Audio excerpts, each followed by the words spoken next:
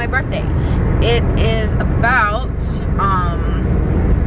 the teaching collaborative and how to make life easier on yourself. The way the collaborative is set up right now, Monday through Friday, the entire school day we are with the kids. Now that may be middle school or high school, depending on, you know, where they decided to put you. You may be in the subject that you are destined to teach, you may not. It all just really like depends on you know, the placements that they have and, you know, where they can basically like fit you in. So Monday through Friday you're essentially with the kids, and then on Tuesdays you have university class. That's if you go to Brooklyn College like me. And then on Wednesdays you have SBS, or skill-based training, which is basically given by the collaborative to give you class management skills and just different aspects of teaching that you don't necessarily go over in class, like how to set up a classroom, or classroom culture, or making the class accessible to different kinds of students, things like that. So in between the Monday through Friday, the really late nights on Tuesday and Wednesday, studying for the teacher exams, things can get pretty crazy pretty quickly. I can't show it to you guys, but it's like a really nice sunset right now. But there are certain things that I do to make my life a little less chaotic. So I made a list. So if you see me look down, that's what I'm like looking at. Alright, so first things first, hair is a thing, especially if you are a fabulous woman of color. I definitely do extensions because they're easier to manage. I do my hair about once every 3 weeks to once a month, depending on, you know, how long it lasts. It just to get up at 5 or 6, I actually get up at 6, but to get up so early in the morning and have to worry about your hair, to fuss over your hair every day, it can be a lot. So getting a style that's permanent, or getting, you know, extensions like these will definitely make your life so much easier. It'll make your life so much easier. Also practicing and getting a routine for a quick makeup routine. There have been mornings where I've been in a rush, like seriously in a rush, and I've only had 5 minutes to do makeup, and I made it happen. Knowing exactly what you're doing, and even setting a timer on yourself, just so you feel, you know, cute and confident, but you're not taking forever to do it. There's also the option to do your makeup at work. I personally don't, but some people, I guess, I mean, if you wanted to, you could, but I mean, I don't. Okay, so hair, a quick makeup routine. Let me see what else. I also shower at night. Like I said, I wake up at 6, and that's not as bad as what some people have. Some people wake up even earlier, but I'm not a morning person. I'm really not, and I'm allergic to coffee. It just gives me a really bad buzz feeling, makes my stomach hurt. Anyway, that's so off topic, but anyway, I'm not a coffee drinker, and I try not to do too many energy drinks. I was like behind the truck, and I'm like, I'm not standing there behind the truck. That's crazy. But because I'm not my best self in the morning, I shower at night, so that all I have to do is get up and, you know, put clothes on, and then, you know, head out. So speaking of clothes, I pick out all of my outfits for the entire week. it's just better like that. For me, I basically pick out everything that I would wear that day, and put it in a bag or like one of those like storage boxes, and that's what I'm gonna wear that day. If you do it on a Sunday, like, or Sunday night, it'll cut down on time. You're not wasting time in the closet, like, oh, what am I gonna wear? Or as some people say, oh, I have nothing to wear. When you always have something to wear, you always have something to wear. You just don't want to wear it, or you just subconsciously want something new. But anyway, picking out your clothes ahead of time greatly cuts down on your morning routine. Let me see what else. Sorry. I'm trying not to shake the camera, but I'm trying to like do it all. But let me see. Setting a study schedule. Okay. So at this time, I don't know if this will change in the future. It might. But at this time, there is literally nothing helping you study for the teacher tests that you have to take. So the EAS, all those different teacher tests, there's nothing helping you. So you have to make your own schedule. You have to be really diligent about it. I study anytime I can, really, when I'm not studying or doing like a homework assignment for university or a paper for SBS. I do try to study. I write it, I handwrite out my notes, so that I can always go back. If I can't study at that moment, I can always go back and see what I've already studied. It's really important because the tests come really quick.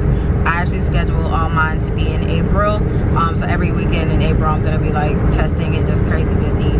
But make the schedule and stick to the schedule. Like, you have to be disciplined. You have to hold your own self accountable. Like, study for these tests, because if you fail, like, you'll have to pay like all over again just to take them again, and nobody wants that. Not when you could have studied. So yeah, keep that in mind too. Let me see what else. Okay, so at this time, the collaborative pays you a specific amount. If you really want to know, you can go to the New York City Teaching Collaborative stipend. They will tell you. I'm not gonna say that, but it's public information. You can go look if you want to. Because it is so low, and because New York City is so expensive, it does not cover, the stipend doesn't really cover anything. Doesn't cover bills, doesn't cover, you know, it barely covers food, to be perfectly honest.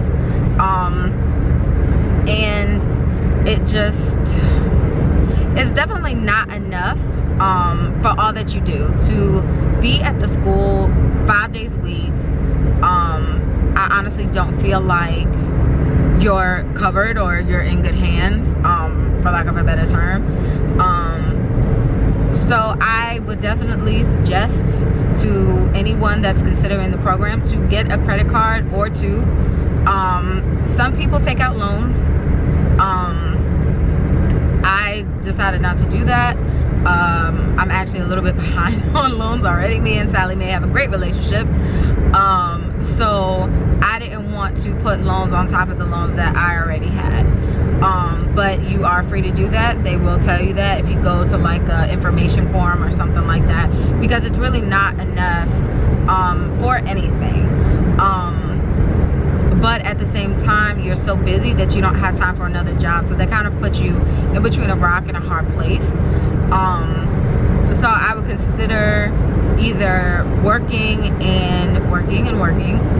getting another part-time job like before you get accepted into the program, so that you can be able to sustain yourself, because I can tell you from experience, it's really hard out here with the money that they give you. It's really not enough, and it only comes at the end of every month. So it's not even like, you know, no, it's not a good situation to be in. Luckily, it only lasts until May 29th, and then, you know, you're free to get like another job, not with the Board of Education, but another job. So you only have to make it till then, but from January to May is a long time when you are struggling.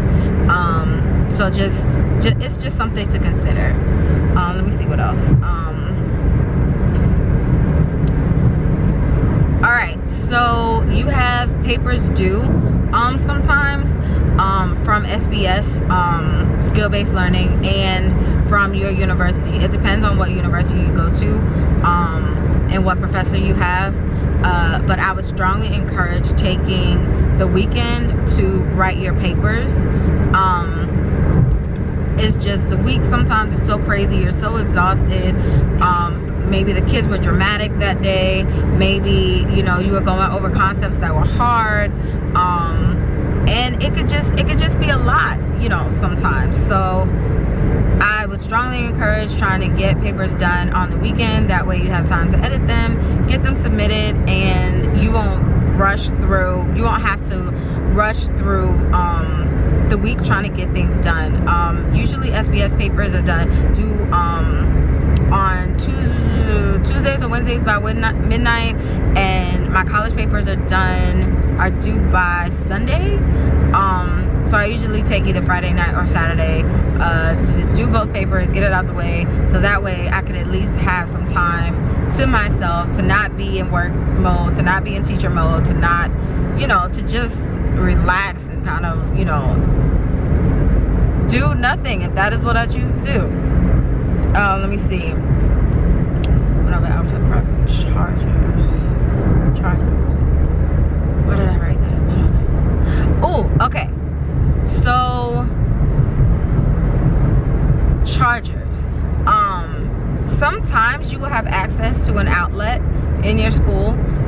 Sometimes you will not. Sometimes when you go to SBS, which they do ask you to bring your laptop to, in your university for that matter, sometimes you'll have access to a outlet, sometimes you'll not.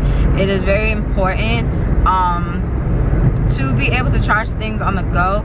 I got my little charging thing from Five Below. Wait, do I have it? I think I have it in the car door.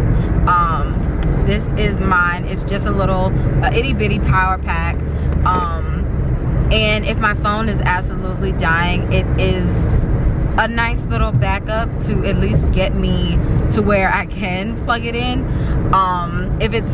If my phone is on like 2%, it'll take me to maybe like 40%. So it's not very big. If you want to get a bigger one, go ahead. I would just consider having at least something, because you don't want your phone to die.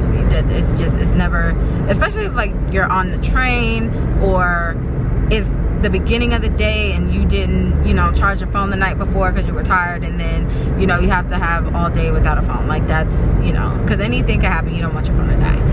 Let me see. I think I got one more. Oh, meal prep. Okay, so I also meal prep.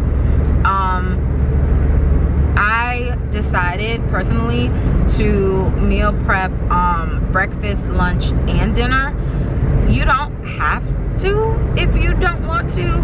I just find it's easier for me.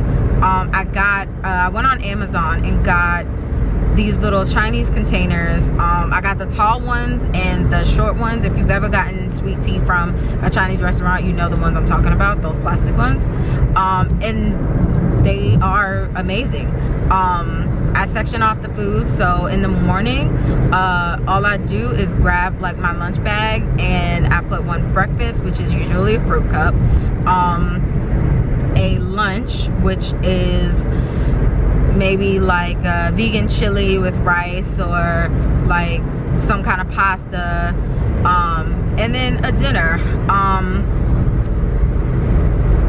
maybe some raw veggies and some fruit, or I'll mix and match it. Maybe I'll have the lunch for dinner, and then, you know, all that to say that I'm very strategic in packing food, because you're so busy that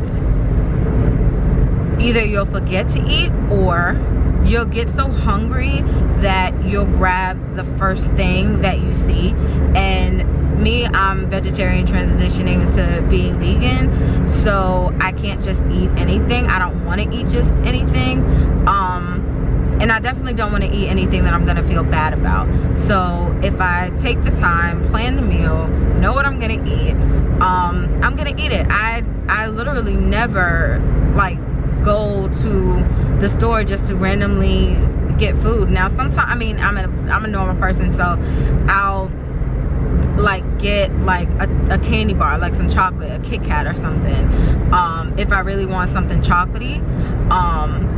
But I'm not going in like the corner store like, oh, let me get like a Hero with everything on it. No,